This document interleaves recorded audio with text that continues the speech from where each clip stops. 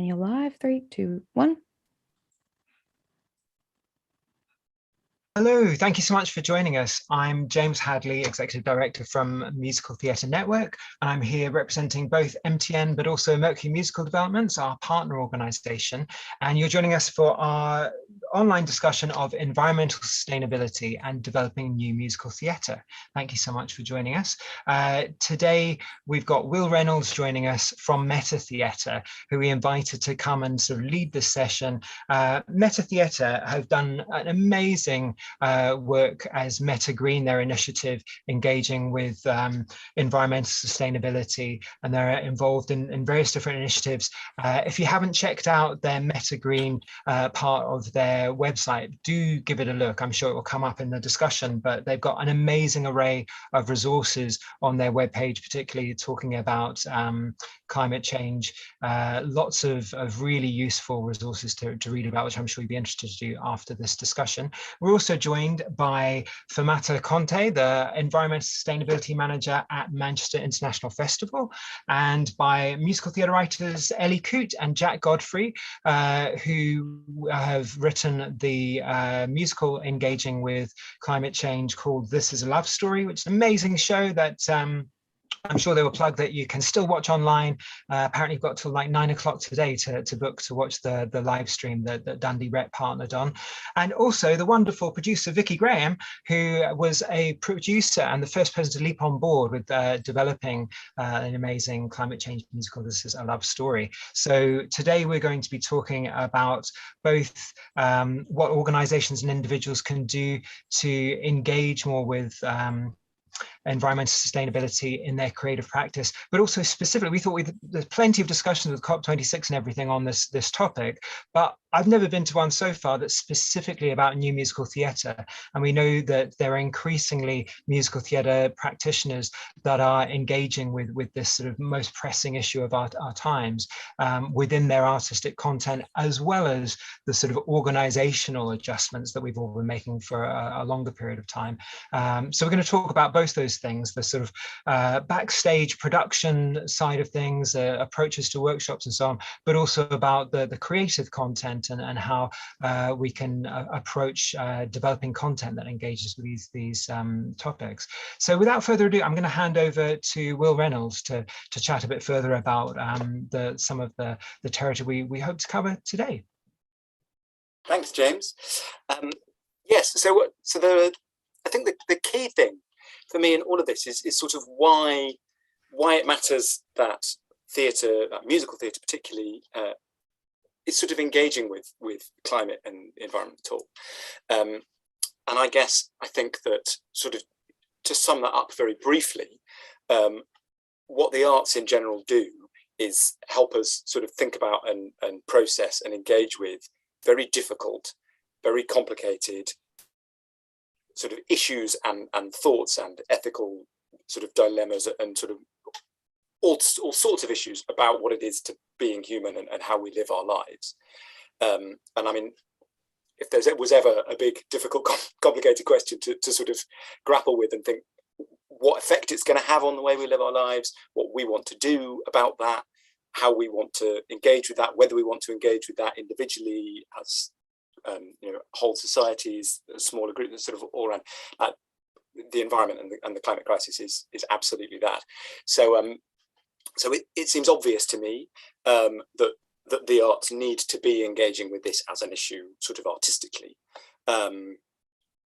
Sort of on the one hand, there's lots of other people who that's obvious to. There's lots of other people who haven't yet thought that, or I say yet. Obviously, in my mind, everybody's going to suddenly realize this is exactly what we all need to be thinking about all the time. But so there's that side of it. There's also the fact that however we engage with it, whether we like it or not, it's becoming absolutely obvious that across the world, this is now a serious issue for a lot of people, and everything is changing across the world. 5 years ago, maybe even less than 5 years ago, actually, that wasn't a given. I don't think it wasn't a given that everything was going to change politically, and that the way we lived our lives was going to be sort of enforcedly changed in order to become more sustainable. But that is now I think, absolutely a given.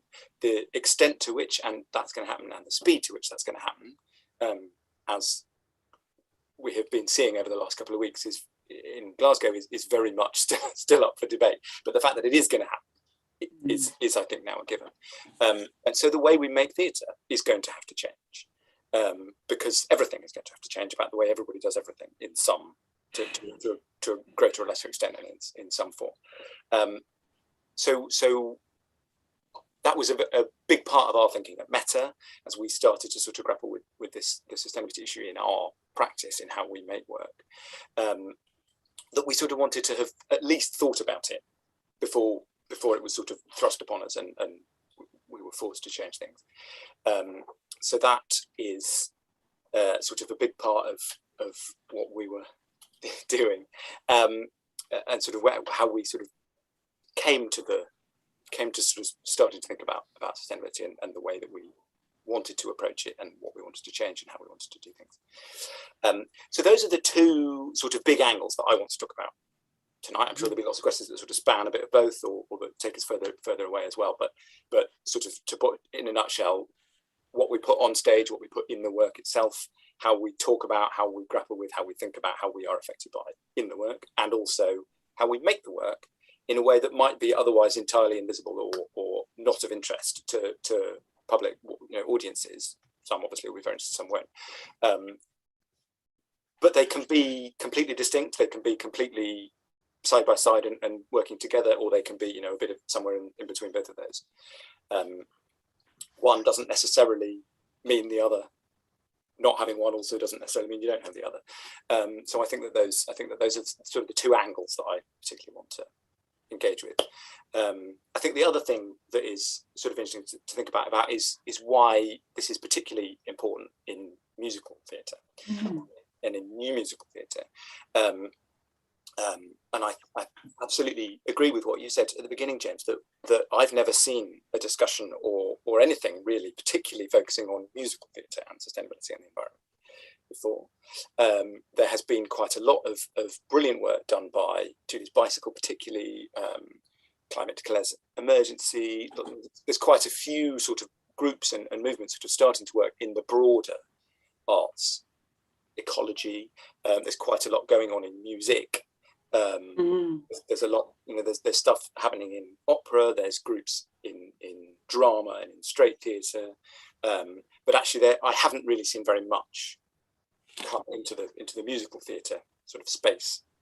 And I guess I think that actually I was really excited when James suggested this discussion tonight to me, because actually, it's such a huge part of our theatre culture. Musicals are such a huge and such a vitally important part, and such a popular part. So perhaps we can take opera out of the equation for a moment, but certainly thinking about straight theatre and drama, musicals are by and large vastly bigger, run for vastly longer, are seen by vastly more people. The implications of putting a show together, the development of them is a bigger process. More people are involved in them, more stuff is made and is used by them. You end up having multiple productions. When we start talking about the super successful shows that are sort of become franchises around the world, these shows are sort of replicated. And so actually, if you do something badly to start with, environmentally badly on one of them to start with, that is going to be replicated around the world. Or if you do it really well, it's going to be replicated around the world. So it feels like this is sort of almost the most important part of the theatre sector, in a way, to sort of really be getting going and grappling with this. And perhaps, all of those reasons are perhaps why a lot of this work started in much smaller, more entirely subsidised worlds, where there is more control and sort of enforcement on that from the funding side of things. It's obviously easier to think about all of these issues in a much smaller production. You don't have to worry about selling millions of tickets every night. It's a different issue, all sorts of things. So there are many reasons, but I think I just wanted to sort of say that I think that's why I think it's particularly important that we're sort of approaching this in musicals, and new musicals particularly now. I think that sort of sums up what I wanted to sort of talk about and cover this evening. I think probably be really helpful if we all just did a little bit of an introduction to our work and sort of ways of working, what we've been doing recently, which I can sort of kick off with that. We, Metta, have been sort of always in the environment, has been quite a key part of our sort of raison d'etre, really. You know, our sort of principles really of running the company have always been to be as environmentally friendly. One of them has always been to be as environmentally friendly as possible. We've been going for 15, nearly 16 years now, and for the first 10 at least of that, that was very consciously a sort of silent, sort of unspoken, publicly part of what we did, on the basis that it wasn't a popular thing, and it wasn't going to help us anywhere really, other than, you know, sort of what we cared about.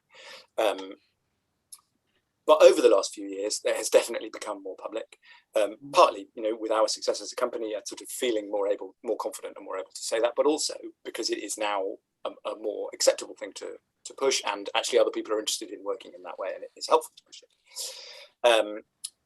Again, sort of, you know, over that time, our sort of journey through sustainability has been very varied.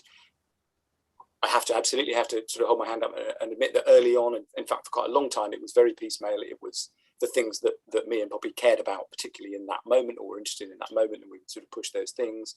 It was quite ad hoc. It was very sort of up and down. We had much more success with bits and bobs, and sort of it wasn't very consistent. Again, you know, we have now, after doing lots of that sort of experimenting for quite a while, we've been able to sort of tie quite a lot of it together, and it is becoming a lot more coherent and therefore effective. It also doesn't help that we are a project funded and sort of all over the place kind of company. We span all types of sort of theatrical performance. We've done contemporary dance, we've done opera, plenty of musicals, plenty of straight play. You know, it's everything is in there in our sort of canon. And of course, different things apply in different ways at different times. So, you know, that's slightly in my own defense, I suppose. But definitely we've been sort of trying lots of things. And sort of, again, in the last few years, we have been sort of trying to pull all those bits together and do some sort of quite comprehensive sort of baselining, basically, sort of working out our actual footprints on different types of shows, and using that data to be able to look in and sort of go, well, these are the areas that we really have to sort of tackle next, and these are the ones that we can, and these are the ones we know how, and these are the ones we don't, and we need a bit more help with. So sort of through that, over the last 5 years now, I sort of forget that last year was really a year, but so it is now 5 years.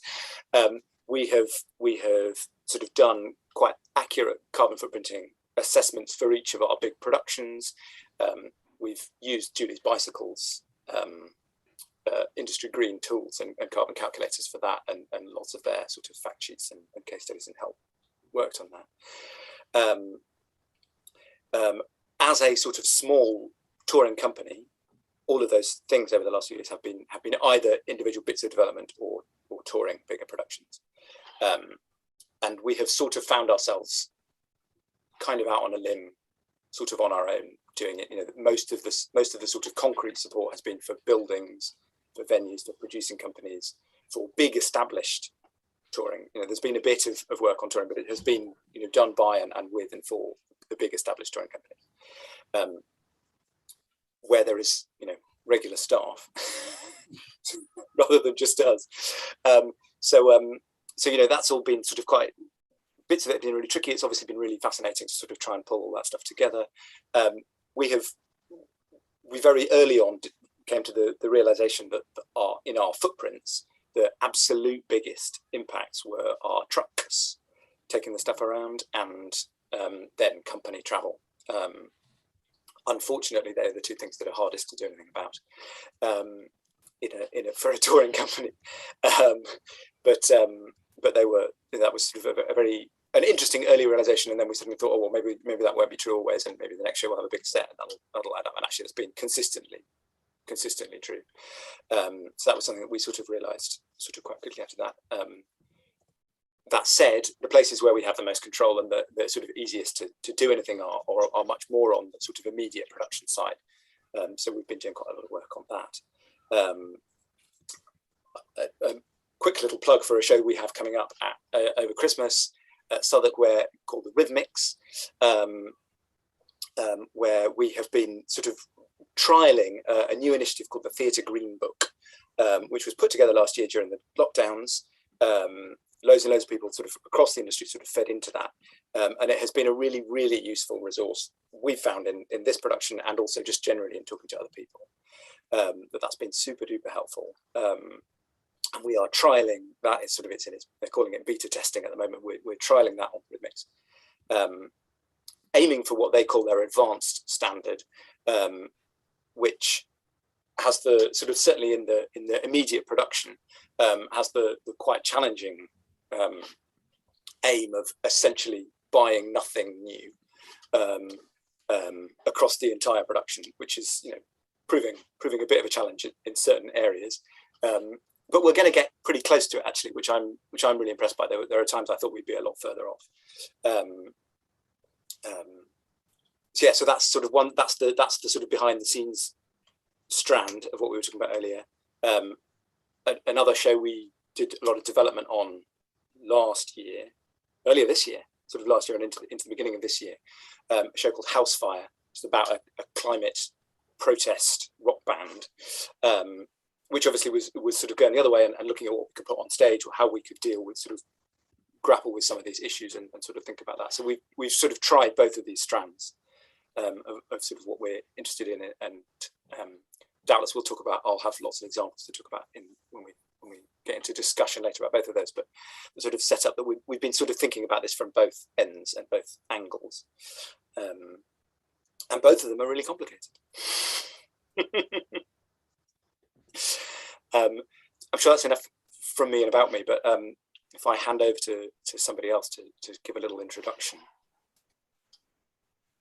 Well, I'm happy to go next. I might not be as coherent or as fluent as Will, but I'll try my hardest. It's the end of the day, and also I'm not very good at kind of sticking to one narrative. So things that have popped up to me when you were talking, I think you're exactly right, Will. It's about kind of what's on stage, but also what goes into putting that stuff on stage. And a quote that popped into my head is something I think apparently Ken Russell said: no one ever came out of a film and went, oh, I'm glad the producer brought that in on budget. Do you know what I mean? Like, a lot of the things that we're wanting to do in terms of production, it's like, does that matter for the audience that are seeing it? Maybe not necessarily, but actually that's one circle that's turning, is how are we making the stuff that we're seeing, and then also what's on stage. So apologies, I am going to dit around in things. So you mentioned the Theatre Green Book, Will. So I'm part of the advisory committee now for that. I will introduce myself in a little while, but I'm just, it's a great resource. It's 3 volumes. So volume 1, which you mentioned, is beta testing is sustainable productions, and then volume 2, sustainable buildings, and then volume 3, sustainable operations. So essentially it's trying to do, like, here's a big resource for theatre. And the Theatres Trust conference, which happened a week last Thursday at Lyric Hammersmith, I went there because I was chairing a panel discussion about sustainable operations. But it was really great to be in a space with lots of people. The whole day was about the Green Book. And apparently John Morgan, the director of Theatres Trust, was saying at the end of the day, it's the first conference they've had which has sold out and had a waiting list. And so, when you kind of go, okay, cool, people are getting it. This is exciting. And then Paddy Dillon, who coordinated the Green Book, spoken to him afterwards, he's like, there wasn't anyone there at that meeting going, why are we doing this? So, that thing you were saying before there is like, there's an inevitability now about the fact that changes have to happen. And there is, it's kind of like, great, everyone's on board. Okay, what are we doing now? And then there's a bit of me that tries not to go, oh, sorry, if we're not allowed to swear, I'll try and not, but I'm not very good at not swearing. But there's a bit of going, oh my God, is it actually just too late now for everyone to be getting on board? And you're like, okay, cool, we can swear. But you're like, great, well, everyone's on board, let's actually start doing stuff. So now I'll get into the introduction as Theatre Green Book. I'm happy to talk about those things. So I'm Feimatta Conteh, as I said, I'm the Environmental Sustainability Manager at the Manchester International Festival. That's a job that I've been doing since last October. So I joined in peak lockdown, so it's been my world.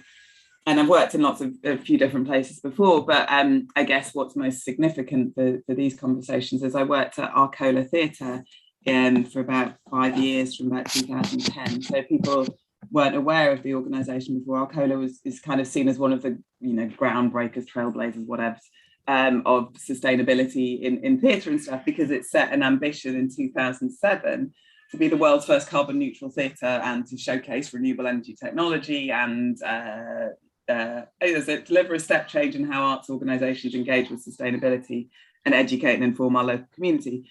And it's interesting to kind of come back into, as I call it, like the same space, like 5 years after I've left Arcola, and kind of go, where have conversations got to? And I think, like, you know, with that example of the Theatre Green Book, it's moved on from people doing, here's our pioneering thing that we're doing, here's our project that we're investing everything in, we're making this a sustainable project.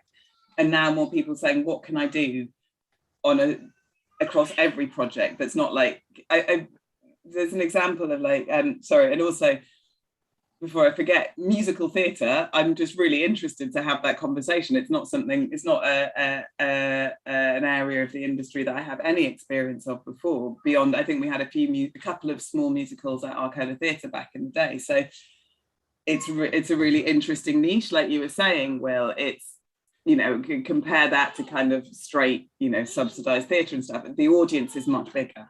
So that engagement capacity is much bigger. And as you said, it's, you know, the scale of it is so much more. And actually, when I was at the Theatre Green Book conference, just thinking about, okay, that's one thing that, you know, there's these resources out there, people are trialing them, they're beatering them. You know, those of us who are in like the subsidised organisations, we have a kind of duty to do this. I know Arts Council have had a requirement to submit data since 2012, but then you go, but actually, what are they doing with that? We're not going to go down that route, but you know, it's kind of an obligation and to do that. But I was asking, like, what has been the engagement from the commercial theatre, from the unsubsidised theatre world? Like, are those theatres engaging with the Green Book? Are they trying to put themselves through the standards? And I think there are some people who are doing it and you know, getting there. And I think it's not a real test, because you don't want to feel like you're setting things up to do it. But when people are doing it because it makes business sense, I think will be a really interesting point. So I think I'm taking it as a kind of personal challenge. And I might need some help navigating the musical theatre world or whatever. But there's two big theatres in Manchester. There's the Palace and the Opera House. I think they are ATG spaces, and that's where your big musicals and things in there. It's like, it's all very well and good us at MIF, you know, doing the Green Book when we've got a full-time environmental sustainability manager. It's like, can I get that into those ATG run places? That's a more interesting, and I think challenge for me. Anyway, that's me. I could keep waffling, but I wonder, you know, what's the conversations and things we're gonna get out of today. And I think I'm probably, just a flag for this conversation, I probably work best if people prompt me for stuff. I might not remember what it is that I want to be saying. And thank you ever so much for having me along. I always really enjoy meeting new people and having conversations about this stuff. So really appreciate it. But yeah, Jack, Ellie, tell me about your show. This is a love story. Yeah. Go on, Ellie. Oh, well, hello. Yes, we are Ellie, Coote and Jack Godfrey. I'm Jack, hi. This probably saves time us vaguely speaking together, because we may well end up repeating what each other say quite a lot. So yeah, I guess we're quite new to the conversation around sustainable theatre, and definitely came at it as writers from the perspective of starting to write a show that deals a lot with climate change. And as a result of that, of course, you start to think about sustainability in theatre. Okay, I guess we can tell you a little bit about the show. So this is A Love Story is a pop musical.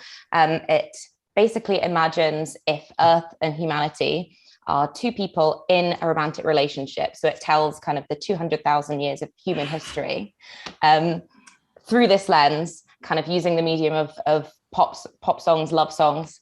Yeah, and we started writing it about 2 years ago, yeah.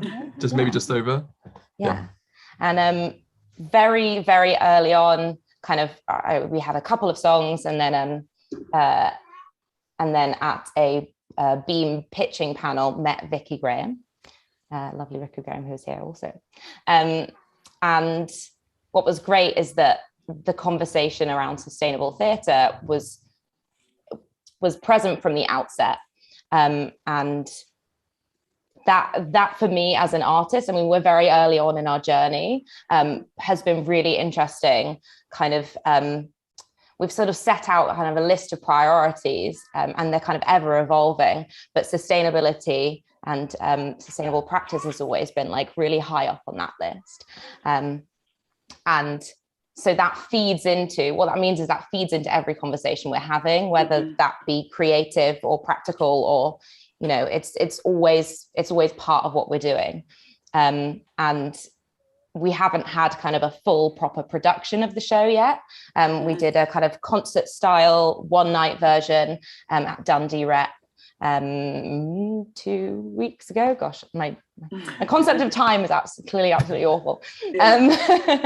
And so that was a kind of a scaled back performance. So we weren't really having to deal with set and kind of anything major, or touring or anything.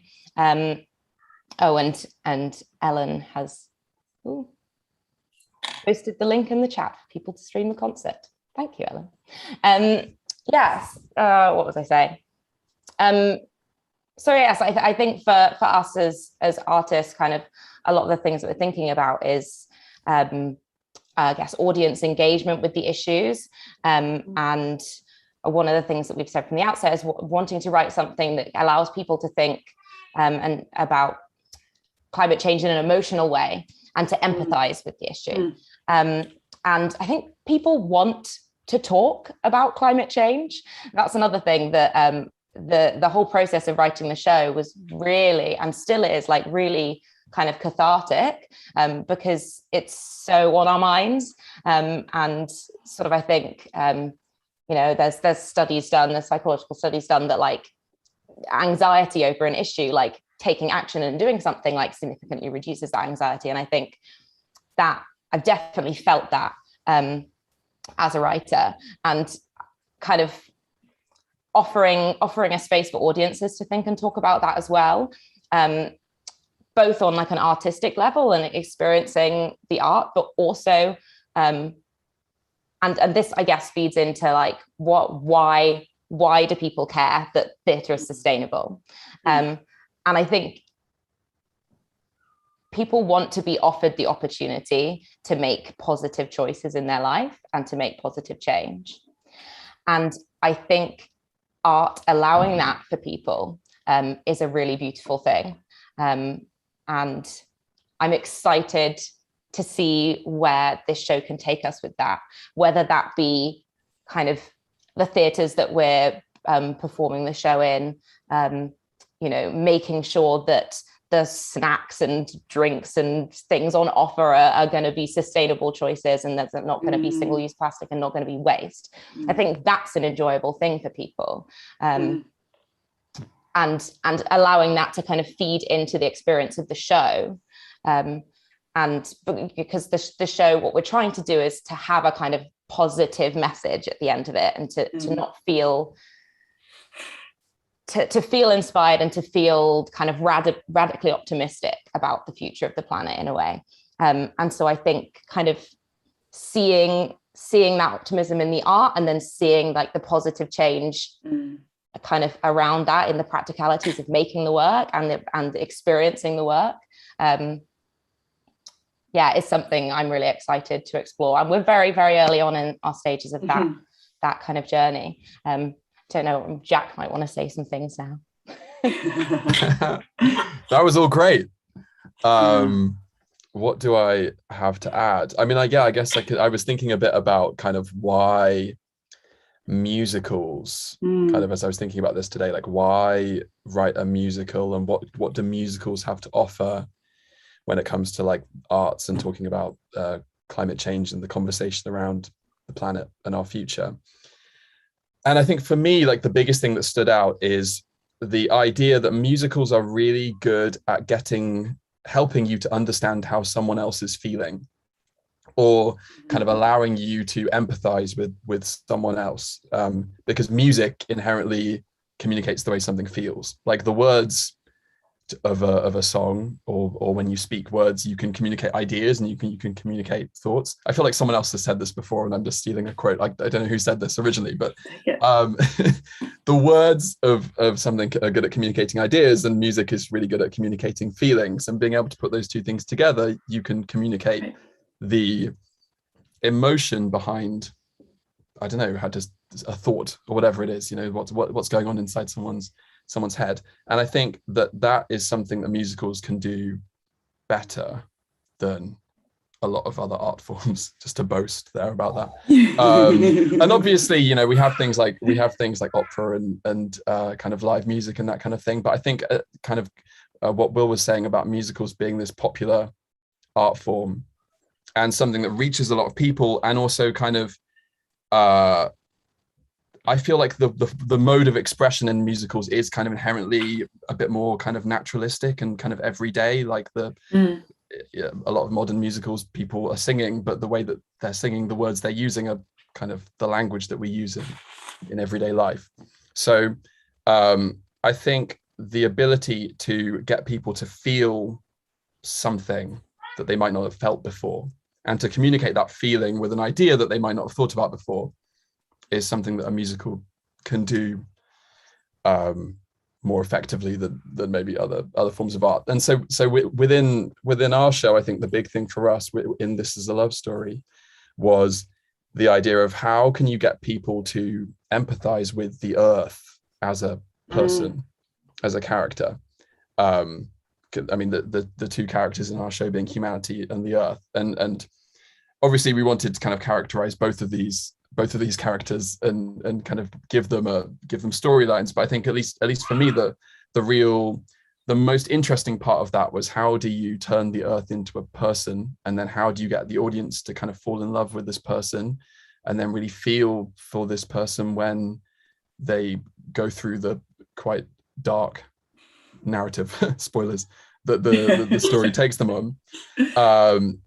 So yeah, I think that's kind of the thing that I guess I was thinking about before this, is what do musicals do? And I think that's one of the kind of most significant things that musicals can do effectively: get people to feel and connect those feelings with ideas. Yeah, I'm really interested to hear how it went in Dundee. Yeah, I think it went well. It was great. Yeah, I mean, you can watch it after this, I think it will. We've got about an hour left, and it's about an hour long, so your evening plans are sorted.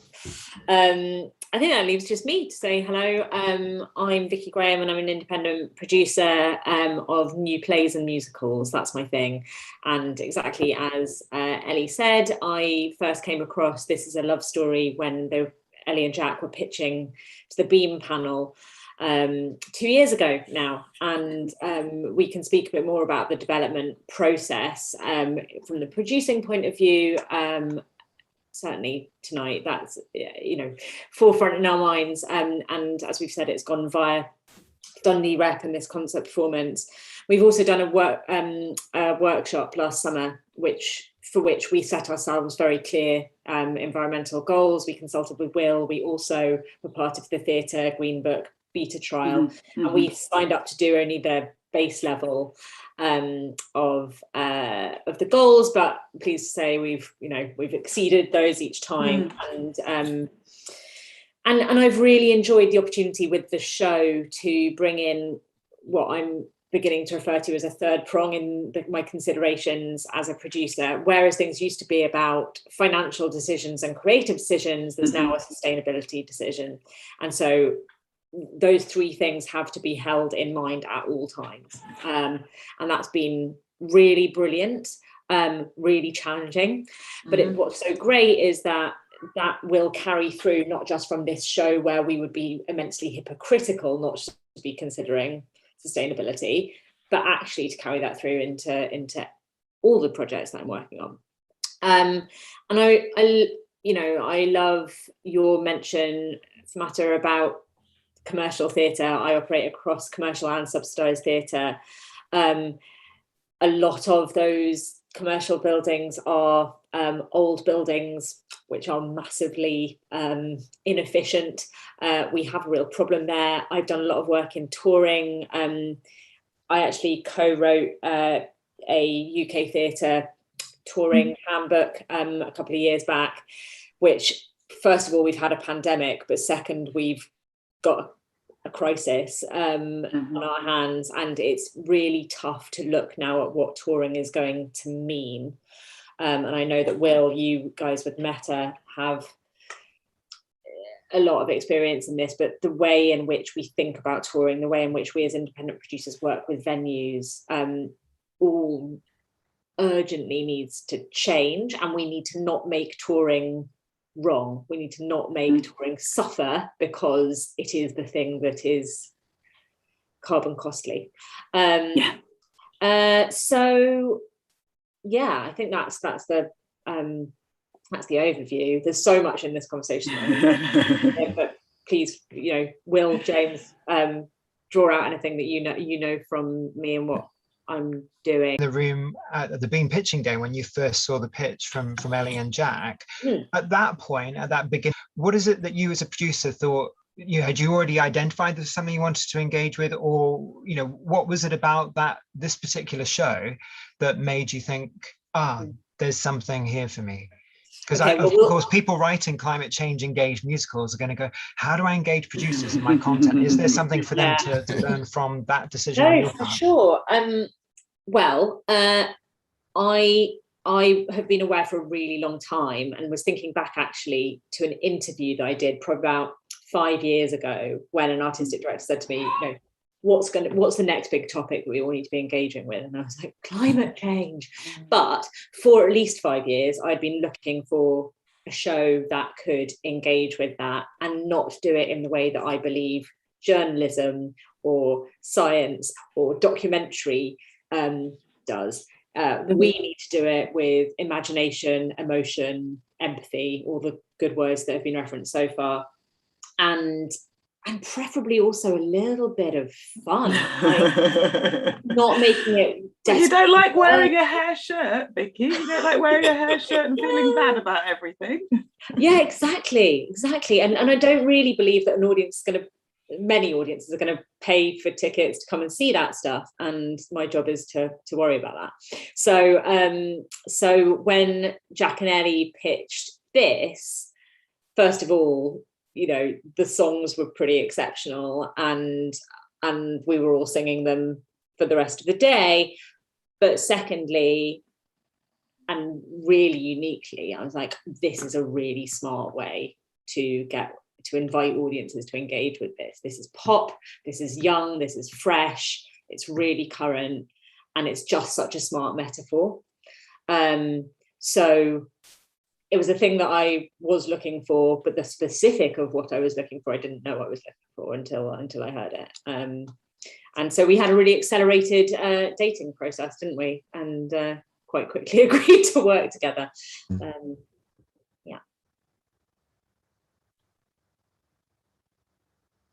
I think it is, sorry to sort of jump in, I'm just thinking more about, we were thinking about why musicals are in this space, and it really is that sort of space, not trusted messengers. And what I'm thinking of here, and please take this comparison in the right way, Jack and Ellie and things, and Vicky as well. I remember a while ago, so sort of in the 5 to 10 years or so ago, there was an initiative called Climate Week, which I don't know how many years it went on for, but one of the big sponsors of it was Tesco, big supermarket chain and stuff. And I remember talking with people at Arcola of like, would we get involved in something that's involving in Tesco and stuff like that? And I was like, well, actually, do you know what? My grandma, isn't going to listen to people like my environmental activist friends, but if something is coming through from Tesco, then that might land more with her. It's those media, it's the medium and the message thing. And I also know that in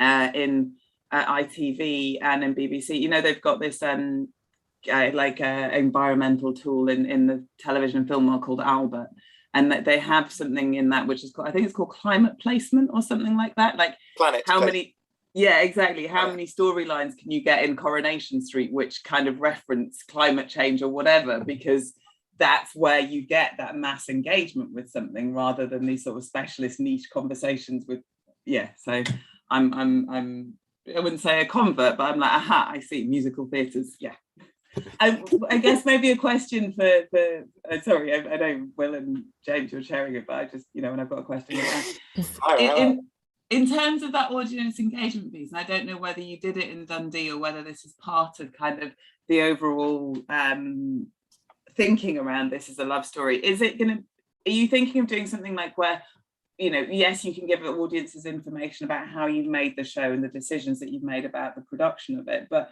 are you going to do something like asking audiences to make a pledge when they leave, or that in follow-up kind of stuff? Like, how do we follow up what we put on stage with what people do? I mean, you're not going to go around and email everyone 6 months later and be like, what changes have you made to your life since seeing the show? But I'm interested in how do we see the difference that we're hoping to see? We've sort of tried to think about that in two different ways again. With HouseFire, the show we were developing earlier this year, the show ends with a sort of audience interaction scene where the characters on stage talk to the audience about things that they make some suggestions of things people can do in their lives, and they also sort of ask people to respond with things that they have thought of during the show or might want to do. So that sort of brings that conversation and sort of commitment from people right into the middle of actually the show itself, which we haven't, we've only developed it. We haven't actually done a big full production yet. So who knows how it will actually work in the real life, but it felt like it was quite an interesting way of approaching that while we were doing that development. The other thing we've tried to do, I think so far a lot less successfully, is to sort of take what would be a very light touch way of doing it, but as you say, to sort of put some information up about how we've worked and tried to be more sustainable, to sort of talk to our audiences about what we've done. And we tried to do it on I've tried quite hard to do it on one big tour and sort of less hard on others, smaller things. And I've actually always really struggled we've tried to do it in a very light touch way, like a page in the programme sort of effort. And I really wanted to do a sort of mini exhibition that would have been essentially a few roller banners and some posters in foyers, like tiny in terms of anything else. And I came up against quite a lot of pushback from the venues that we were touring to, who wanted to use their foyer for their advertising. They didn't want to put up loads of stuff about the current show because the people were already there for the current show. So that was, I hadn't expected that at all. I sort of thought, we're there, we're in the theatre, it'd be easy, we'll just pop some banners up and that would be a problem. I'm sure that, had I had a bit more time and effort and thought about it earlier on in the process of talking to them, we could have come up with a way of making it work. But I thought that was quite interesting, that it wasn't sort of an obvious given that was a thing that people would be necessarily be doing. I have talked to other people doing other sort of types of things and who have put little mini exhibitions in foyers. So, it definitely is possible for people to make that idea work. But it's true, it doesn't really it's not an interactive conversation then, is it? It's this is what we did. I really love the question, Feimatta, and I think that certainly where we are is thinking in the writing process or the next stage development about what the last song is, like what is the last offer and the last gesture to the audience that really goes further than just encouraging them, but really makes them leave feeling empowered to make some change, no matter how large or small, in their lives. Yeah. I think there is a really important point about being able to shout about what the backstage work and what the process has been. I loved the mention earlier about giving audiences options, and it sort of struck perhaps a really crude analogy, but perhaps there's something in I'm standing in Tesco looking at two different types of coffee. There's a fair trade type of coffee. It's a really obvious choice for me then to take the fair trade coffee. And if there's something that we can do in our marketing and promotion and that we really embed into the shows that are sustainably produced, to make a virtue of that, then allowing audiences to choose those shows, to see those shows could be interesting. And yeah, what is the creative way of speaking to audiences about the follow-up?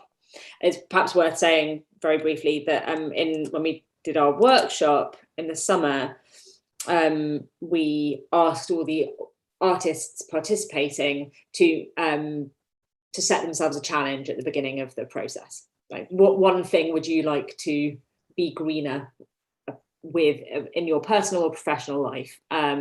And then at the end, we asked them how they got on with that. So, you know, there is a lot of scope for that. There's a light touch, you know, write yourself a postcard at the end of the show, or make a promise, stick a post-it on the wall, something like that. Yeah. Sorry, Vicky, you just said that, so setting yourself a challenge and then seeing later how well you achieved it or not. I think it just made me think of that, sort of realizing that we're not going to be able to get everything right from the first time, but we shouldn't. What's the thing people say? Don't let excellent be the perfect. Don't let good be the excellent, be the perfect of good, or whatever. And my phrase was like, progress, not perfection, isn't it? Yeah. Because I remember at the beginning of the Theatres Trust conference, I was talking to somebody about the Green Book, and they were saying, like, you know, they're a freelance set designer or something, and so straight theatre, musical theatre, but it's all the same thing as bringing people together. But they were saying, you know, that they wanted to do a lot of the things that were in there, but they were finding bits challenging. And I'm like, okay, well, yes, acknowledge that they're challenging, document them, and then sort of think about what those barriers are next time. You know what I mean? It's like, just because you can't do something now doesn't mean you're not going to be able to do it in a bit. So just putting a pin in it and being like, we can't do that right now because of this. Okay, well, maybe next time the conditions will be different. But if you're not documenting and measuring, you know, and keeping a track of stuff, then you're never going to, or you're always going to be slightly at sea. I don't know, Will, you were saying that you've done carbon footprinting on 5 productions or something. I'm like, oh, I do. That is one of the things that's so useful about the Green Book, is because it sort of codifies, for want of a better word, a list of things that we can do, and sort of makes those things very clear. It's also very clear when you struggle with them, and it is often quite clear why they're difficult. Whereas before we had that sort of clear, concise set of things to try, actually it was really easy to go, well, that's a bit difficult, I'll just sort of forget about it and think about something else, and not really engage with why it was difficult. And not really engage with the same thing more than what, you know, as soon as something was a bit difficult, it was quite hard to come back to it again. Whereas now you can't help but come back to it again because it's written there. You're working down your checklist and it still says it. So you still have to go, well, it's still difficult. And why is it still difficult? You know, and I think that is really, really helpful. One of the things I tried to implement early on in our efforts at all of this was asking people to tell me when they tried to do something or they hadn't been able to make a good, you know, what they felt was the best environmentally best decision to make. And nobody ever came back to me with anything or any reasons, because for precisely that reason, as soon as it was a bit difficult, or they weren't totally thinking about that thing mostly, then it just sort of got forgotten. And I think that is one of the things that's really, really useful about the Green Book. And it's one of those, just sort of, the more you can sort of structure an approach to this, actually, the better that is.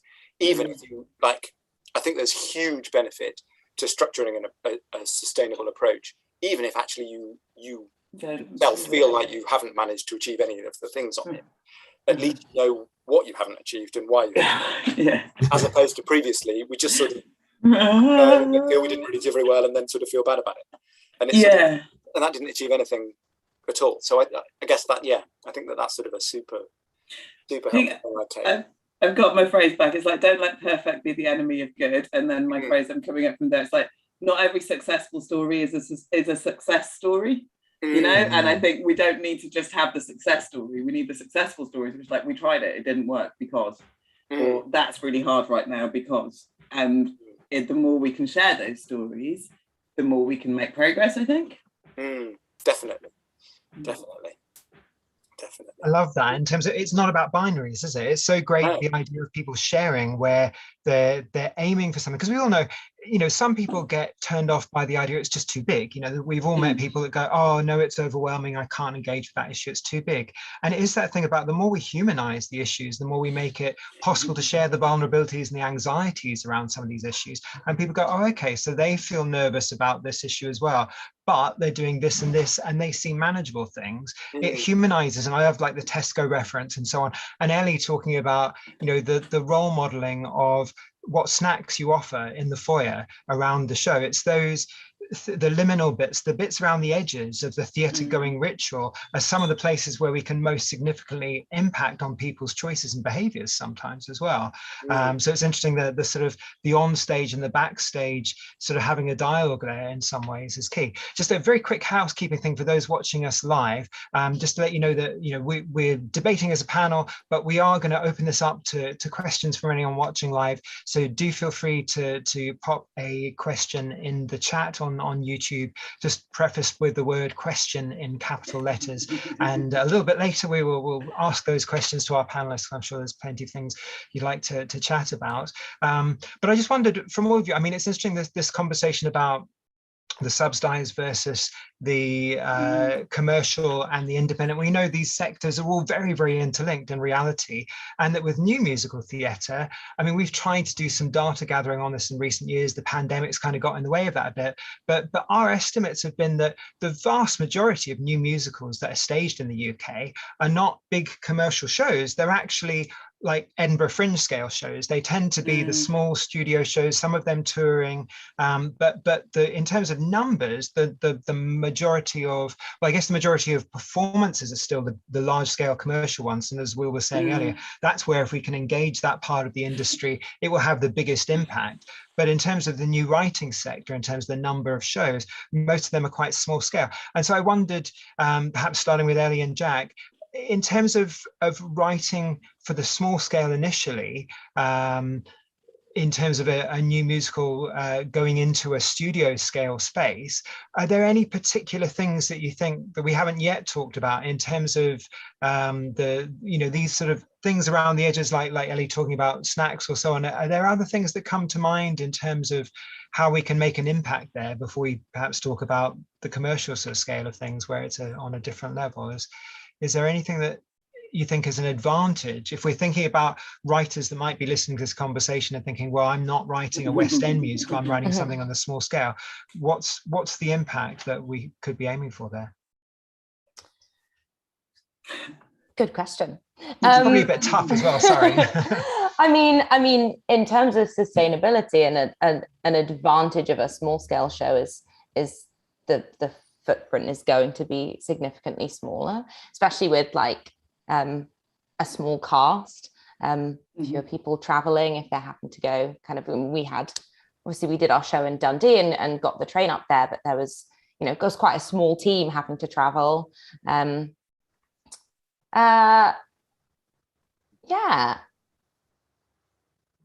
I don't know, Jack, do you have any thoughts? Well, I was gonna say the same thing about cast. I mean, I remember when we talked to Will before about when we were going into our workshop, and that was really, really helpful for us, I think. And Will, you were saying about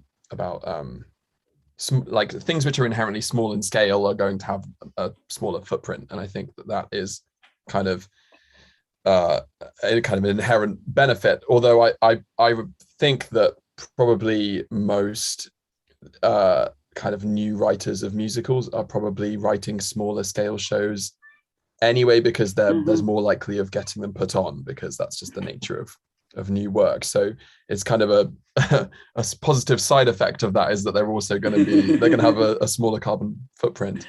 I think another thing that we did talk about then, I remember, is kind of how do you create the effect of something which is large, which feels large scale, which feels big and loud and in your face and all those things that you want from a musical, but doesn't have a massive carbon footprint and is sustainable. And that I guess, like, especially with a show that, like the show that we're writing, where it's pop music, you want it to be loud and that's a big part of it, I think. And same with HouseFire. I guess it's kind of rocky music. You want it to be loud as well.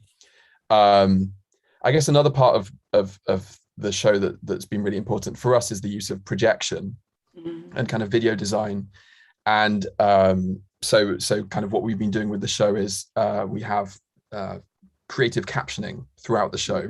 So all of the words that are said and sung in the show are projected on the screen behind, kind of I guess kind of adding to the kind of like pop concert vibe, and also kind of inspired by kind of lyric videos of pop songs. But also it's kind of been really important to us from the start that the show is as accessible as possible.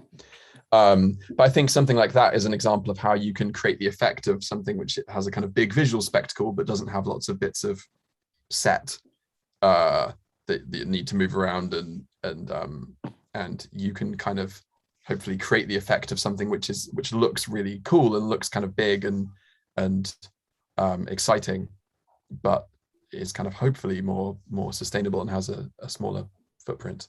I think that's really sort of key to the smaller scale end of things, of productions, in that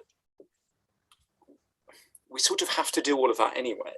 Like, I've heard a lot of people talk about how theatre is sort of an inherently quite sustainable sort of system, because there's never any money.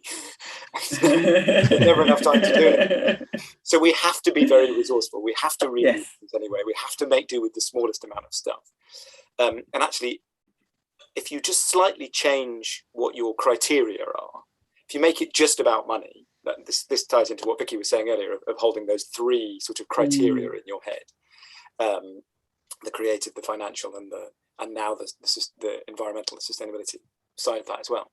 If you just change your criteria slightly from being purely the cheapest to sort of the affordable, most sustainable version, not very many things have to change in the way we do things. We have to slightly change. There's a big thing in the Theatre Green Book. I'm sure I'll keep referring to this, that Paddy sort of talks about all the time. Whenever I've heard him talk, he always talks about sort of changing where you put your money, where you put your resource. And he talks about spending on people instead of materials an awful lot. And this is particularly true when you're talking about set and sort of that side of production. But it's very, very true in small scale. It's also very true in small scale, just as it is in larger scale.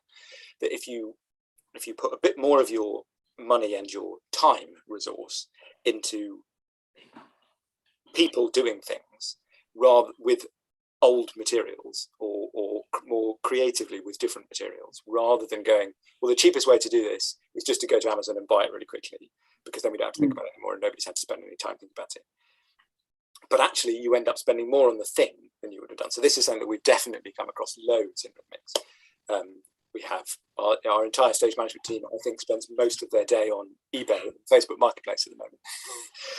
Because whenever anybody suggests anything for a prop or a bit of set dressing, the very first thing I always say to any of them is, yeah, it's great, it's perfect, but can you get it secondhand?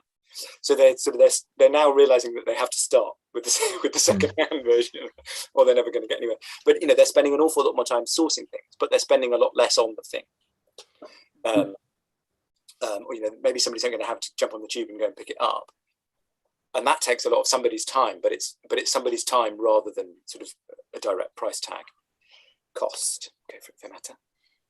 Yeah, so I'm just thinking back to what Jack was talking about there with the captioning and things. And I think we're bringing in that important point about accessibility and access and sustainability. And even though my role at MIF is environmental sustainability manager, so I could take a very sort of narrow view of that. But in a way, the environmental sustainability it's not that it's not nothing without this, but unless it's linked to something that's social. And it's about the people and stuff, then it's kind of, sorry, Will, I know this is something you do, it's all just carbon calculators and footprints and things, and it has no immediacy to it. So I think thinking about ideas around access and sustainability at the same time could be something that's quite beneficial. And the phrase that me and my access colleague use, and then Will, this connects to what you were saying, is, if I can get it out right, is the idea that pace, So working at pace is an ableist and unsustainable construct. Do you know what I mean? So if it's a really brilliant example, Jack, like you're doing that creative captioning and projections and stuff. So, you're minimizing the amount of set and things that you're using, but it's also enabling you to do something that's more accessible for people. So trying to find things that are solution to not just one problem, because actually if you're just trying to solve one problem and you only focus, I know this is like the opposite of that's complete overwhelm, but often if you solve one problem, all you do is create another problem somewhere else. So actually trying to think a little bit more like, well, actually, what does this connect to? And actually, if we look at it a bit more like that, maybe we can do something different in there. And then the other phrase that's come in mind, I had to open my notebooks in there, is like, when can you make a virtue, making a virtue out of a necessity? Well, it's exactly like you said, like in small scale and theatre and stuff, we're all skin. But this is me thinking back at Arcola, and now I'm in a different position, but obviously we're still frantic and everything. It's like, but actually that enables us to be more sustainable, because we don't have that money element. And I guess now I'm in a sort of a different position, and I have the is it luxury, I don't know, or is it just like a poison chalice, of being a full-time environmental sustainability manager. What I definitely feel is like, that doesn't mean that I'm only responsible for environmental sustainability at MIF, because we don't exist as like without the network and the organisation that's in there. So it's not that like, here I am, here for the whole sector or whatever, but this isn't something that any organisation or person or thing is going to do on their own. It's something that we all have to do together for it to work. Sorry, that started off one place and got somewhere else and had some like almost platitudes thrown out in there. But yes, there was some reflections on what you guys were just saying. Yeah, I'd love to jump in and say I completely agree that the biggest lesson from developing this musical thus far over 2 years is that it just takes more time and to do things sustainably. It just requires more time. You need to onboard people far sooner, give that stage manager an extra week rather than extra grand on the budget. It's not that, it's the time. And to your point, James, about what writers can do, Jack and Ellie, being modest actually there, because I feel as though one of the strongest things that has set us up so that we will never, quote unquote, sell out is that we started by articulating and then eventually writing a set of values. The show has values and those are our red lines. And we have written into that we are going to speak to partners who prioritise sustainability first. So maybe one day we'll end up touring to some really inefficient buildings. That's fine. And that will be a choice, and it will be a stage in the development if that's correct. And hopefully we'll be able to bring some sustainable practice with us. But we will start in a very conscious and deliberate manner. And those sorts of things are really deeply embedded. And once they're written in, they can't be written out again, actually. And the other thing I'll say is that perhaps it's unique to a commissioning relationship, but perhaps it can apply to others as well, is that, the writers have approval of a lot of things in the first production. The director, the designer, the venue, the marketing, to a degree, so everybody who is in that first team has to have signed up to the same principles as us. And yes, we've got the advantage of the show being all about the environment. So if somebody missed that memo, we've all done a bad job, right? But it is also really crucial. I'm being held accountable by the writers, and the material is holding us all accountable, and the audience will then hold us accountable, and there is a sort of structure there. And of course we'll mess up, and of course it's not going to be perfect, but writers have actually quite a lot of agency there. I think it's really important to remind people. Definitely. I would also say that I think we both feel extremely lucky to be working with Vicky as a producer who's really kind of championed that as well. I think it would be easy for some producers to be like, oh, like we can't do that because it's going to take too much time, or we can't do that because it's going to take too much effort. But really from the beginning, like Vicky has been so good at making sure that we really think carefully about everything and thinking about the practical side. Like, it's easy for us to be idealistic and be like, look, we want to do this and we want to do that, but someone has to think about what that actually means in terms of like, how do you achieve that kind of thing? And Vicky's been brilliant with that all so far. So yeah, it's good teamwork. That's true. I was going to say that I like that we're sort of bringing in conversations about values that are sort of attached or surround sustainability, because that never kind of really exists on its own. And I think as soon as we were starting to think about that, like, we realized that like sort of inclusion and access and all these things like a part of the same conversation. And yeah, one of the things I've just been thinking about just now is because creative captioning has been like a really important part of the show, like from really early on in the process, and now like we're so committed to that as like a piece of the work. It then starts you thinking about kind of venue and accessibility and like you know what that actually means, and whether that's sometimes that's in like theatre spaces that are actually just like promote a feeling of like inclusion, and whether that be in the fact that there's like, you know, breakout spaces or I was thinking about what you were saying, James, about the question between like, you know, small scale theatre and kind of large scale theatre. And I think one of my main differences as an audience member experiencing like shows, you know, in the West End as opposed to maybe in regional theatres is the experience that you have like around the production like isn't very controlled. You kind of go in, watch the show, leave, and there's very rarely an opportunity for anything, like you're saying, Will, about, you know, having something in the foyer that people kind of look at and walk through. And that to me is something that's possibly small scale or regional theatres like have as a benefit, because you know, you can have like possibly a larger bar that people can talk after the show like about the content and about, you know, the climate crisis, and yeah, and that to me like feeds into sustainability, it feeds into like accessibility, it feeds into inclusion in terms of, you know, reaching audiences outside of London. It's all part of the same conversation. I think that's critical, that it's all part of the conversation. It's absolutely critical. It's sort of, I mean, it goes back to sort of the very roots of why there is a climate crisis in the first place. So like if you want to follow it far enough back, or not even very far back really, to be honest, but you know, if you like that sort of the climate justice sort of angle of it that you can think about. And I think that really speaks to, as you say, sort of thinking about our values in why we want to do any of these things. I think sort of articulating that to yourself, thinking about why this matters to you, why this matters to your production, why this matters to bringing this into more musicals, into more arts, into, you know, anything. I think that's really key to sort of know why you personally care about it, and know what you personally want to, you know, what angle of it you most want to sort of pursue.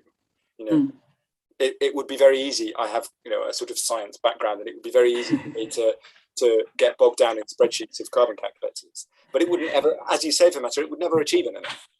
Well, it would do something. You'd have some data and things in but there. On its own, it doesn't. I think that's really important to remember that that actually all of these things are so interconnected, and they are fundamentally about people.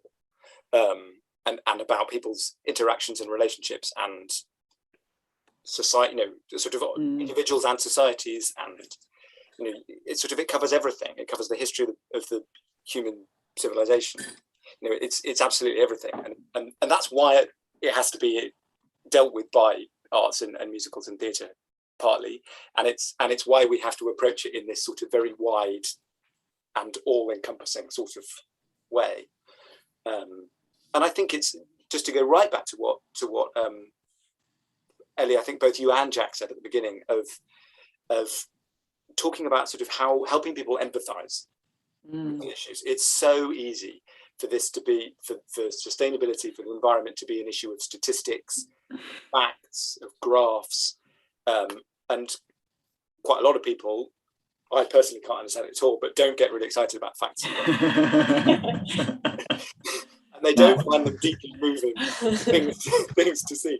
And you know, humanizing and sort of emotionalizing, whatever the word would be, you know, sort of making those things real for people in their hearts, and sort of how they understand that, I think is, you know, that's what the arts does in many ways. You know, is it humanizes and it sort of emotionalizes things that are otherwise difficult or abstract or hard to think about. And I think that's really key. And I was just thinking, we're always saying to people, you know, have a written down collaborative agreement at the beginning of a writing partnership on a musical, because so many things can change further down the line if you have it in writing. It's almost a way, like in a dating context, that you're checking, do we actually have the same expectations? Do we share the same values in terms of how we expect this journey to be?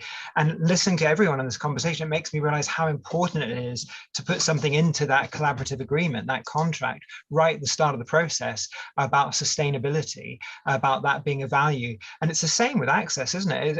You know, many conversations about access talk about the need that you need to embed it into the process from the beginning. You can't just wait until the show is put on at the theatre. What we're talking about here is actually thinking about it at the start in the creative vision for the show. And that's exactly what's happened by the sounds of it with This Is a Love Story, in terms of it being there at the throughout the development process. It seems a really good model for people. It's really inspiring.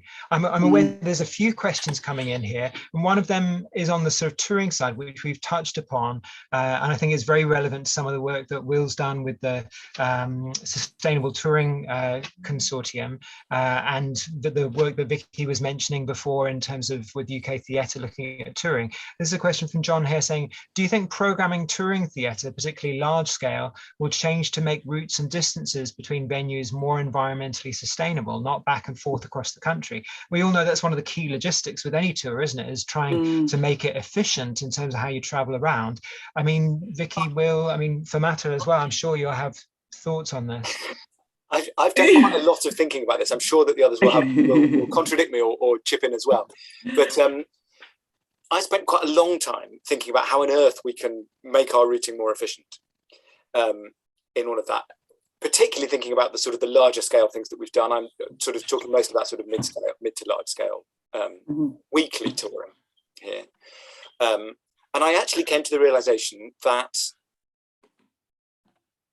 probably that it sort of doesn't matter whether it changes, because our truck goes to theatre, it does one journey to the next theatre, then it goes back to its depot, then it does something else for a week, then it goes back to the theatre again from the depot, then it goes to the next, and it goes back to the depot again. So it's spending more time going theatre to depot than it is theatre to theatre.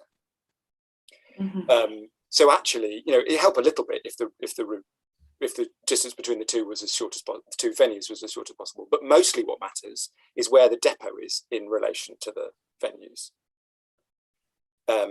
And exactly the same with the company traveling. They all want to go home on Sunday.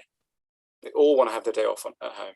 And so they're not, very, very few people are going to go straight from one venue to the next and sit around on their own in digs on Sunday. So actually, sort of what I came to realize was that I could put a huge amount of effort into this. We probably wouldn't really achieve getting the ultimately efficient route out of our venues anyway, because of everybody's timing. And then we'd find that we hadn't really achieved very much in doing it. So it's not that it doesn't matter at all. Of course, that's not true. And of course, you know, the larger the geographic spread of a tour, probably the more difference it does make. And you could get into other ways of making your back to base trips for the truck company more efficient and things. And you know, certainly as soon as you start talking about international touring or European touring, then it becomes a very different kettle of fish. And also, I think if you're talking about one night touring, it's a very different kettle of fish. because there everything is going place to place to place and not going back home again. So that was my sort of slightly controversial realization in that it feels like that's the really obvious solution, and actually it felt slightly less than I had previously thought it was going to be. That's really interesting. Well, just thinking about those things that you think are really important, but then actually, and they are significant because they're very visible, but actually is it the bit that has a really big impact? And think about it. So the comparison I've got for it is ages ago, they had like London Green Theatre guides. They kind of came out when Ken Livingstone was mayor or whatever. And it was just the thing that stuck in my head was something about the stage lighting. So everyone thinks, oh, stage lighting, oh, what are we?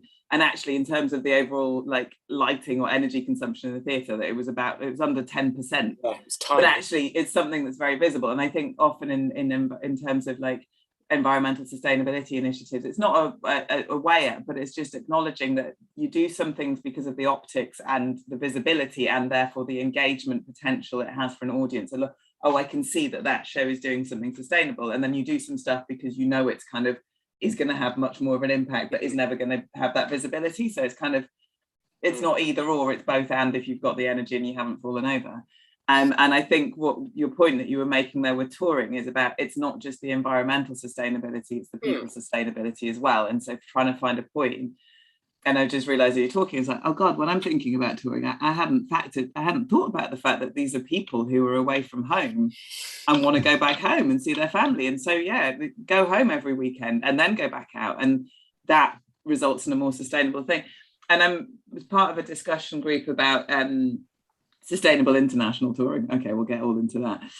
But it came across something that I hadn't thought of or I hadn't come across before, this idea of exclusion zones, which is, if I understand it right, it's like if you do some work in one theatre, one place, you then can't do stuff within a sort of certain radius before a certain amount of time, and whether that's a factor in how tours are planned, of like, oh, we can't go here again, so we've got to go over there and then come back. And yeah, so those are things of thinking about kind of UK touring, of like maybe by thinking more about that person's sustainability and avoiding burnout and people not finishing get-outs and then driving a van. And is there ways that from doing that will have a positive environmental benefit as well? I think there might be, but I'm not sure. So are you going to tour, Ellie, Jack, Vicky? Undoubtedly at some point, and we'll have to, calculate it carefully. But I think those are really good points about the UK, and it will be weekly, and it will be the old model, but the old model is changing and needs to change, and let's find out. Let's be part of trying to make that as sustainable on a human level and an environmental level as possible. Yeah. And a very musical theatre specific question here from Finley Carroll, which is that, as we all know, musical theatre, it's a long journey. It's a marathon, not a sprint. Given how long new musicals take to write, Finley's asking, can we speed up our work in the UK to meet the urgency of global crisis, but still make work that is high quality and accessible?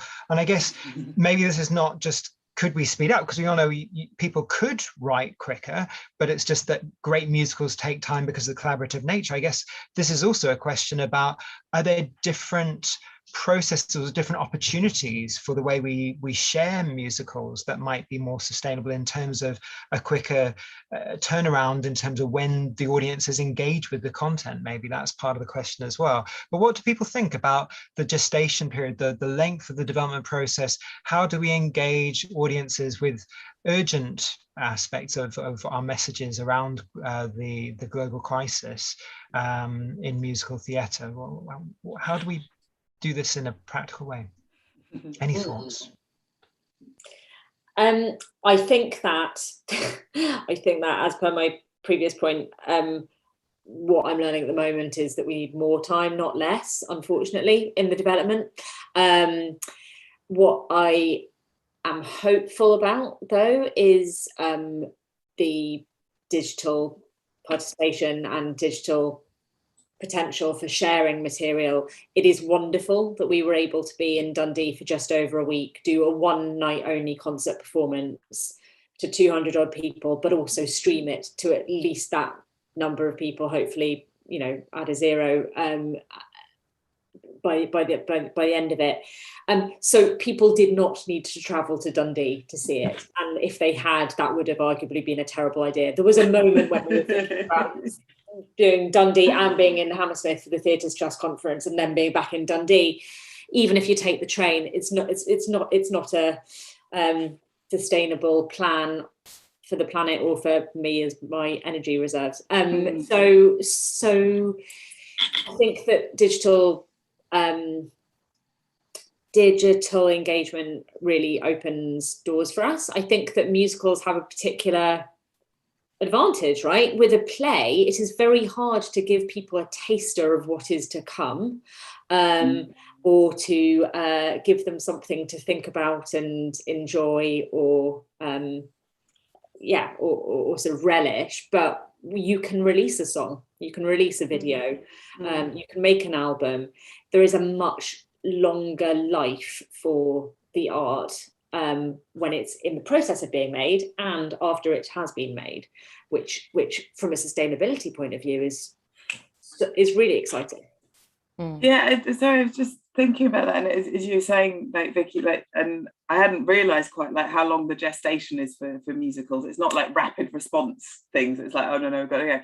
But actually, in that, are you dealing with more kind of intrinsic truths and values? Therefore, there's something that's inherently longer lasting in musicals and stuff. It's like it's stuff that would always be relevant rather than only speaking to one particular moment.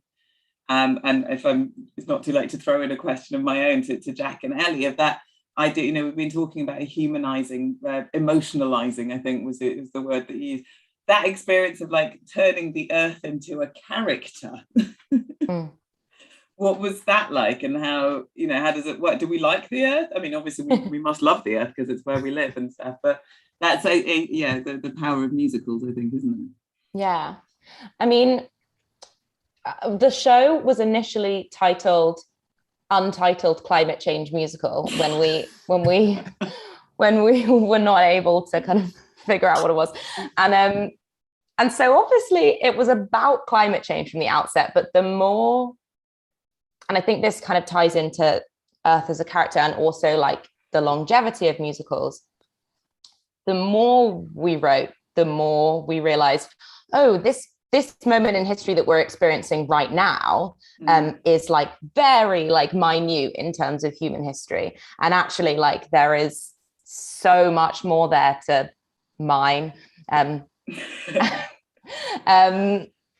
Yeah. And so I think at this point, we're kind of, we're looking at these characters through the lens of like the point at which like we're in right now, which is very much about the climate crisis, but also the majority of the show is about humanity and their relationship with the earth, and what that is like on a broader scale.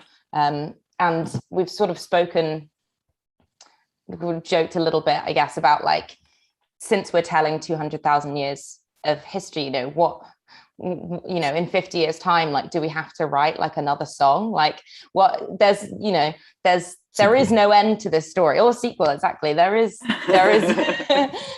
there's no end to this story. And I guess in terms of like the urgency of work relating to kind of climate change or sustainability, is that I hope that we're not seeing this as like a 2021 2022 moment. It's so much we're going to be in the midst of this for the rest of our lives, and this work is going to be needed for the rest of our lives and possibly probably longer, and it will evolve and change in the way that we see it. Will kind of will evolve and change, but I hope that it doesn't become a kind of momentary zeitgeisty topic for people to make work on, but actually like thinking about sustainability and the planet and our environment, and accessibility, and all of those things just permeate like musical theatre, more and more. Yes. Do you want to talk about character of Earth, Jack? I thought we could cover that. Yeah, sure. I mean, I just thinking about this question of how do we speed up our work but still make work that is high quality. Kind of from a writer's perspective, that's like the biggest question, you know. Don't sleep, maybe, is the answer. I don't know. Sustainable, Jack. Yeah, it's so true. I think what Ellie is saying about, like, I don't think, obviously this is a really urgent topic at the moment, but I don't think that it's going to go away as an important topic. And I feel like really, like, a good musical takes a lot of time, and that's just one of those things. I'd never want to rush something for the sake of kind of like getting something like finished. But when the most important thing is making sure that the work is as good as possible and connects with people in the best way. But I don't know if the question is maybe talking more about the kind of producing of stuff, and you know, how do you put on a show? That's a kind of another question. I think that's sort of the other part of it, really, isn't it? That part of the reason that things take a long time to develop is the writing of them, and part of the reason they take a long time to develop is the then getting them on, getting the money together, getting places together, getting people together, workshopping and developing, actually developing rather than sort of initiating. And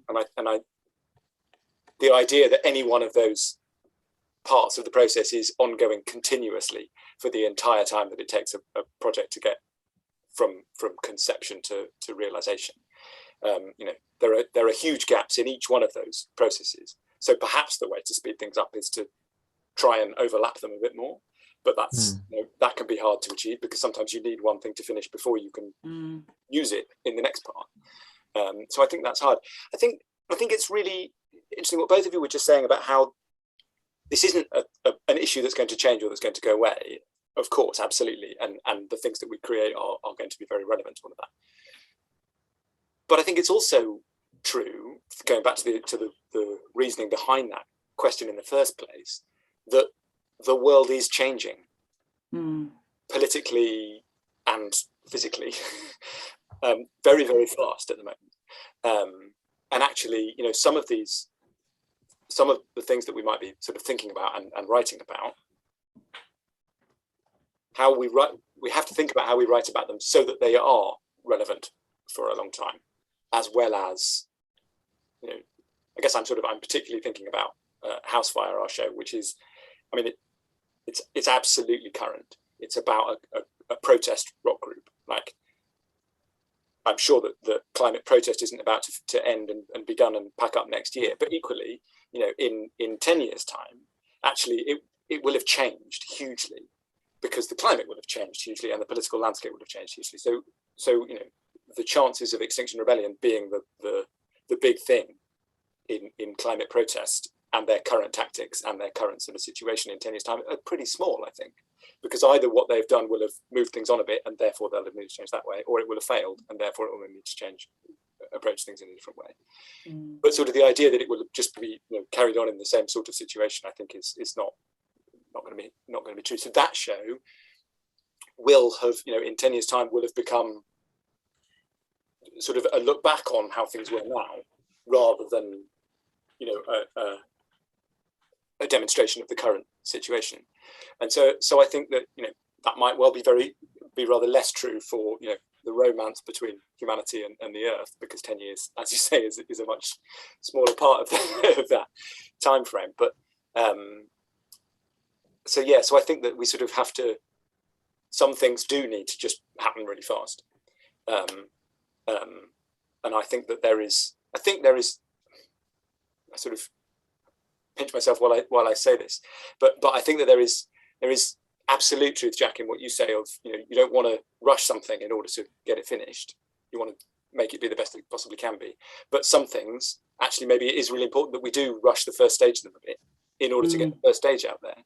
And then maybe we go, well, we've got that out there, as Vicky was saying, we could release the album, for example, and then go back to it and work on it again, sort of for stage two, as it were. And I think that there's merit in that in some situations.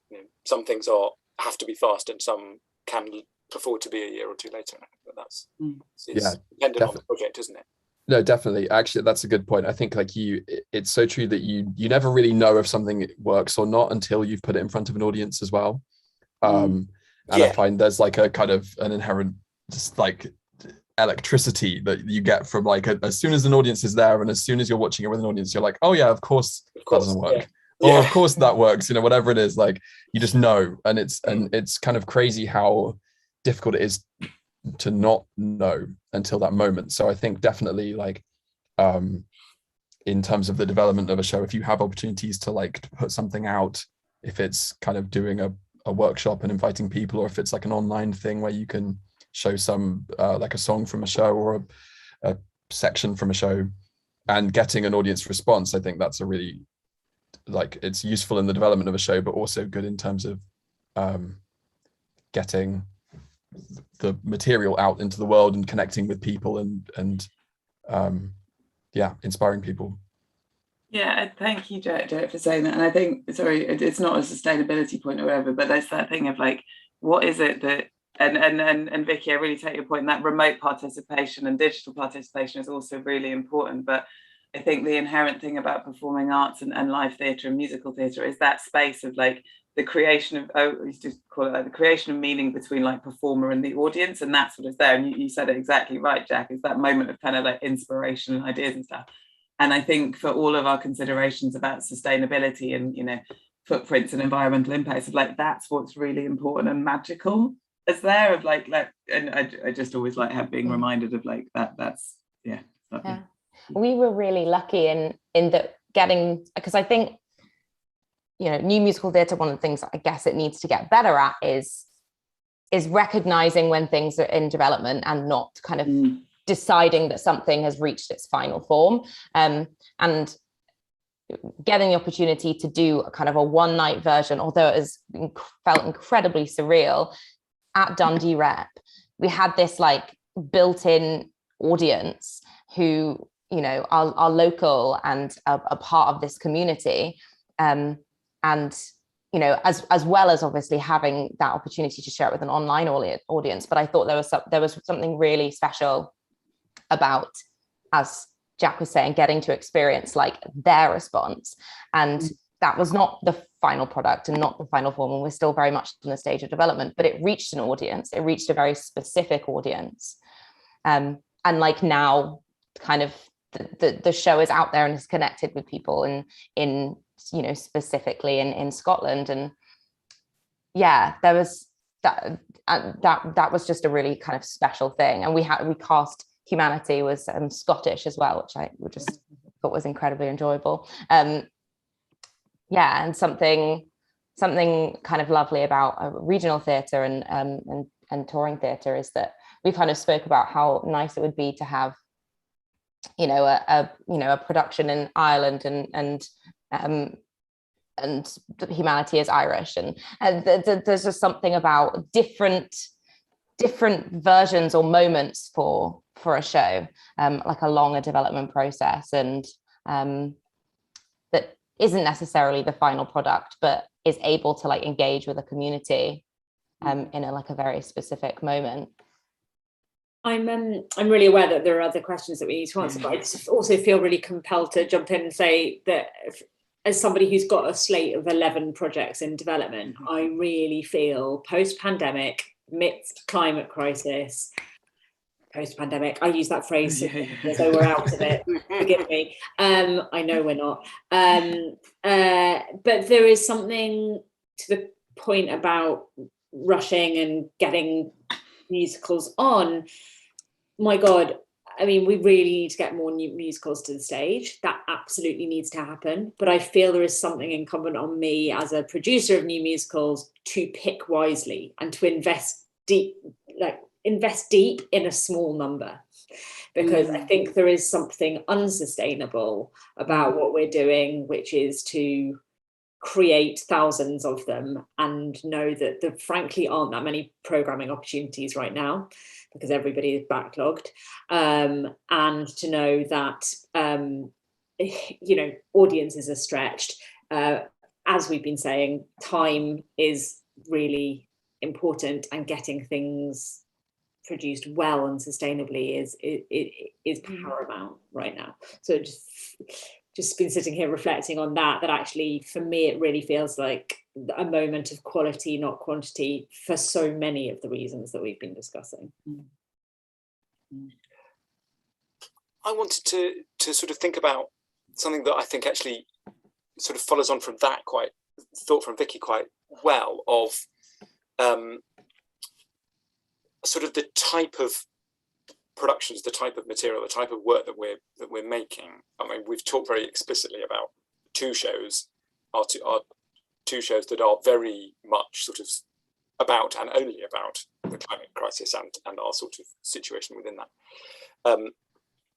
I spent a little bit of time trying to persuade Bobby that Metta should only do shows that were deeply about the climate crisis. And of course, that didn't go down very well or get very far. But what we did sort of realise was that actually this, like, it affects everything we do and are going to do and everything about our lives. And actually that means that it sort of is relevant and part of every show that we make, every new show that we make. In a way, and sort of where we got to was that we would sort of think about it on stage in everything we do, regardless of whether the show is sort of specifically about it. So we have another shameless plug for Rhythmics. I mean, but it's not at all. It's not in any way about the climate crisis, but the climate crisis is referenced very briefly by a character who is thinking about it.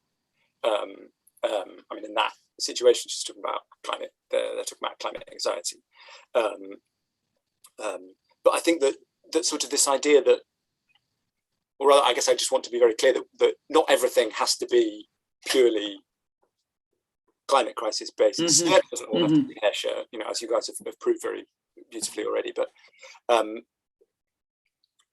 just sort of how we get the ideas and the elements into things that are otherwise nothing to do with it, and then how we frame those within the shows and also frame the whole shows, sort of in our publicity and our sort of talking about them more widely, that actually this is part of everybody's existence now and is going to be in whether that's thinking about sort of our lifestyles and mitigation, or whether that's thinking about the effects of the changing climate, either way or both.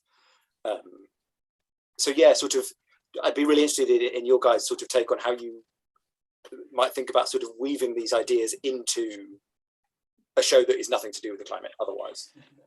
And sort of that thoughts on that, because it's something that we're trying quite hard to do and isn't always as easy as I would like it to be. Yeah, I mean, it's an acknowledgement that it's one of the major concerns of everyone's life right now. So if you're trying to represent something, particularly something very current on stage, the characters are really highly likely to be talking about it and thinking about it, or it's going to be impacting the decisions and the actions that they take. For sure, I think that's really interesting.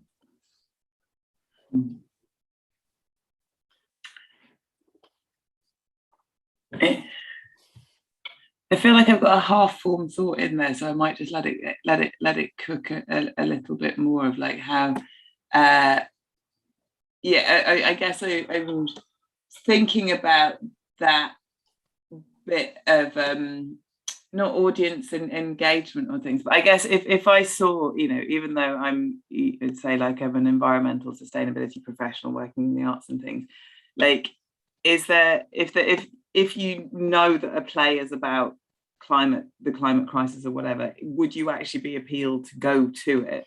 I'm just weighing that up in my head at the moment of like, oh God, do you want to go see something that's going to depress me, make me anxious, and all of those things? And I was just thinking about, I haven't seen your show, the musical. I'm like, but if you put it over the lens of a musical, you're like, oh, there's something in. Do you know what I mean? I don't know whether there is something that's in there, because I think, Jack, you were talking before about like what's the thing about musicals? And I'm not saying that you can only make musicals about climate change. I think you can also make plays about it, but there's just something inherent in the form of a musical where you kind of go, either A, it can't all be that bad because they're all going to be singing and dancing in it at some point, or there's going to be something that's in there. But sorry, Will, that wasn't what you were asking about, and I've tangented away, but like making the climate crisis and things sort of be in shows but not the main thing. And I think that's it's not still to come, and it feels like how do you have it there in a little way without making it front and center? Because I think there's a thing about if you make things front and if you make climate crisis or sustainability things front and center, I think you run a risk of potentially alienating some audience who might be like, that's not for me and whatever. And I think maybe like your musicals is your back door. What do you reckon? Well, I was just thinking about this as well. I think that kind of, you think traditionally a big part of the reason why people go to see musicals is that idea of like escapism and entertainment, and you go to have a fun evening with your friends or family, kind of like forget the troubles of the world and have a good time doing whatever it is. So there's an interesting kind of like I don't know, dichotomy to like navigate there of like how can musicals talk about serious and important issues and at the same time like entertain an audience and I guess give people a good time. It's I think it's also, but I think that's also in a way like quite a narrow view of what musicals are and what musicals can be, and I think especially like in the world of new musical theatre, you know, you can see like so many different examples of musicals that are not just kind of like fun shows that you go and have like a fun little escapist evening. It's a really good question, because there is that kind of inherent thing of like, are the reasons why people go to see a musical different from the reasons why people might want to engage with climate issues? And particularly when you're kind of marketing and advertising shows, how can you say to people like, oh, you're going to have fun, I promise, even though we're talking about really serious stuff? Because if people see on a poster or whatever, or in some kind of marketing, oh, climate change, the kind of instant thought is, oh, this is going to be serious, and I'm going to be worrying about things. So it's a challenge. I don't know what. There's no real kind of answer to anything. There's just more questions. But I think it's an interesting challenge. Definitely as a writer, I feel like that. Like, how do you navigate that thing of giving people a fun time and sticking to that tradition of the enjoyment of the show, and at the same time giving people something to think about? And so many musicals through musical theatre history, the big hits, particularly Rodgers and Hammerstein, although as controversial as some of their subjects now feel nowadays, but they were often about social change. So many of the long-lasting musicals were inherently driven by wanting to change people's hearts as well as their minds. As we were saying at the start of this conversation, it's such a key thing that the art form of musical theatre does so well, is that musicalization of the emotions of the characters, so that people in the audience really feel transformed by the end of the evening, which is why this medium is so relevant to this issue. I think it's so key. I always think about the refugee crisis and that one photograph, and people saying it was that one photograph where it humanized it as one boy on a beach. That was just something so heartbreaking and something people could relate to, because it was an individual family. It led to a lot of change in a way that people were previously sort of perhaps not as engaged as they might be, because they thought, oh, it's over there, it's not relevant to me. And that seems one of the key things, as we're saying, with This Is a Love Story being two individuals, it humanizes it, it makes it a relatable scale. It's so key. I'm very aware we're almost running out of time. That could be a metaphor for many things. We're almost running out of time, doesn't it? As we know. But is there anything key that we haven't touched upon as we close up that people want to sort of put into this conversation that we haven't yet covered? There was a question I think that we might have missed earlier on about doing things online and digitally instead of in the flesh and in person, as to whether that is actually any better climate-wise. So the question asks that sort of puts a lot of things through the online giants through Google and Facebook and things, and whether their server farms and the impacts of that are actually as bad or possibly worse than lots of people driving around. I think that the short answer is no, it's not worse. There are lots of problems associated with it. It is, however, very much easier to reduce the carbon impact of a data center than it is lots of different people in different cars all over the place. But equally, as with everything, anything that you do that's unnecessary shouldn't be done, essentially, in climate terms. So, thinking about whether the meeting is necessary, keeping it shorter, however many people actually need to be there, all of those things are the real solution to that problem. Yeah, I was gonna jump on the back of that, because I fear that question comes back to me sometimes. So let me just get my things in order. I think that there runs a risk, and I really don't mean to be throwing shade on the question at all. I think it's an important thing to be asking and to be thinking about, as long as we're thinking about things in all the ways. It runs the risk of you heard about the whataboutery, of like, okay, well let's not whataboutery stop us in that, of like, yes, there is an impact to that, but why are we doing it? And so that thinking about why we're doing things.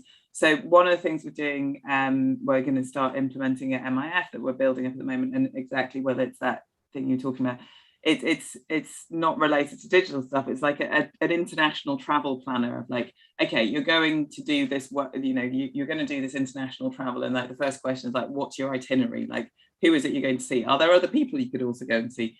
Is this happening online? If it is online, why are you traveling? And just that questions and prompts. So you're thinking, it's just thinking a little bit more about why you're making the choices that you're making. Are you just making them because they're the default, or is there some thought into that?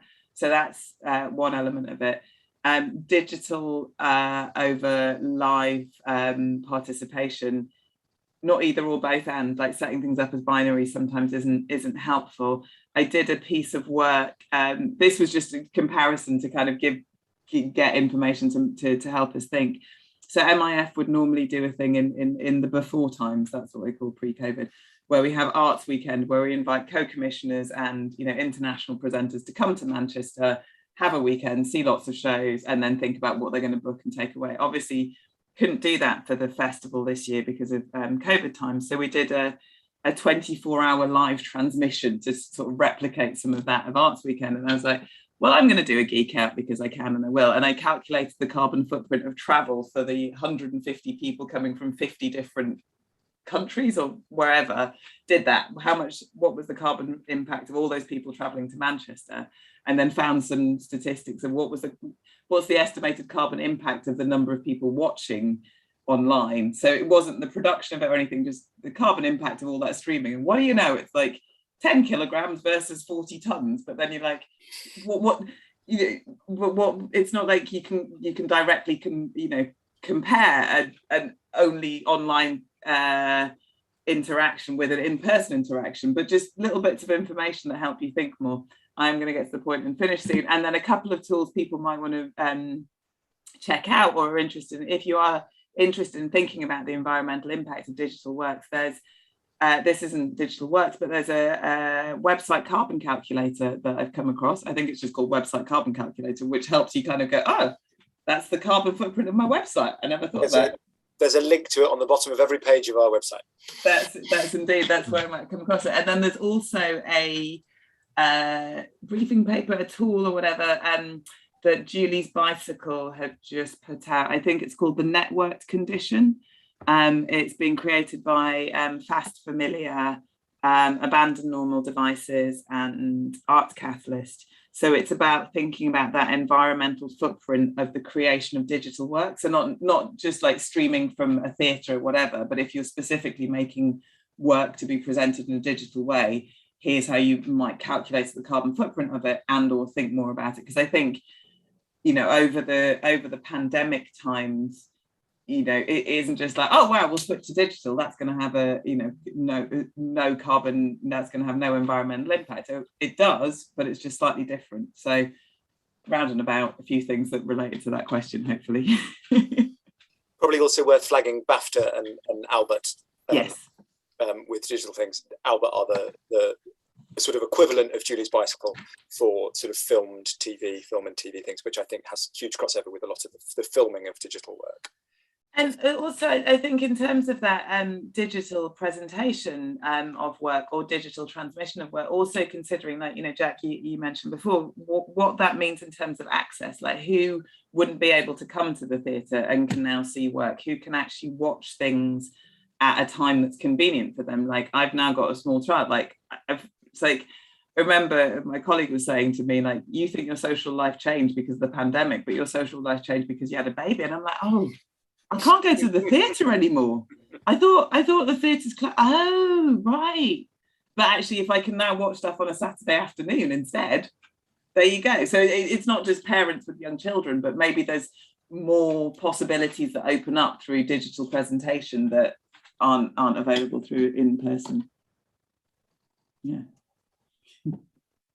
And any final thoughts from our This Is Love Story team? I guess one thing that I can't remember who probably spoke about this with Jack and Vicky at some point, but just thinking about what you said, James, about musical theatre being transformative. And I think one of the things for us that's really interesting that we're excited about in the future for This Is a Love Story is that musical theatre, the fan base is so powerful and they sing the songs. And having people sing songs as humanity, talking about and thinking about the way they're impacting the earth, that's transformative. And that, why are you laughing, Jack? No, sorry, I'll tell you later. It's too long to explain now. Yeah, that's really exciting to me, and I think it shows the level of power that musical theatre can have when thinking about these larger social issues. Actually, I will try briefly. So I studied theology at university, and I wrote my dissertation on hymns and how the process of singing hymns was a kind of theological tool of, like, giving, you know, if everyone is singing, like, we are going to do this, we're going to do that, then you're using the process of singing as a process of kind of spreading ideas and kind of beliefs and information. And I think in a kind of weird way, like what you're saying is that, you know, there's a musical theatre similarity there of, like, I mean, I don't know. It's brilliant. I love it. It's funny how, the process of, like, if everyone is singing this song, then hopefully, you know, that you're kind of committing to that idea as well. And obviously there's no kind of, like, conversion here, because you want people to form their own opinions and take what they want to take away from the show. But it's so true. The process of joining in with a song, I think, is such a powerful method of communication.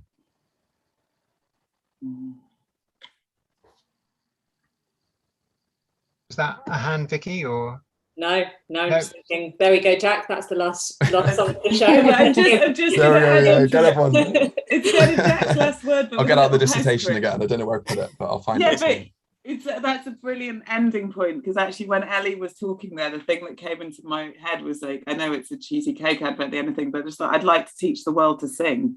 And that idea of, like, and it's exactly as you say, you know, Jack, of, like, if you've got a song in your heart, then you're kind of spreading, you know, not the gospel, but the world in there. And then the other thing that popped into my head is a project that MIF were involved with, again, with lots of people across Manchester in the height of the pandemic. I can't remember what it was called, but it was basically getting people to come out onto their doorsteps and sing a song.